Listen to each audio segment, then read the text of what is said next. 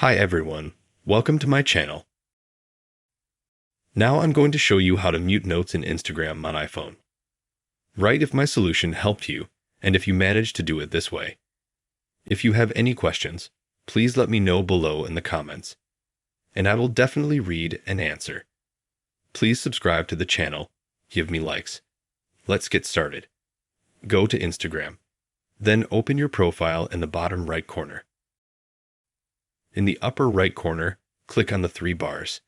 Click on Settings and Privacy. Here we click on Muted Accounts.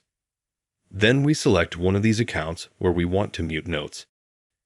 And we get Posts, History, and Mute Notes. Mute notes here. And after that, we will get notifications.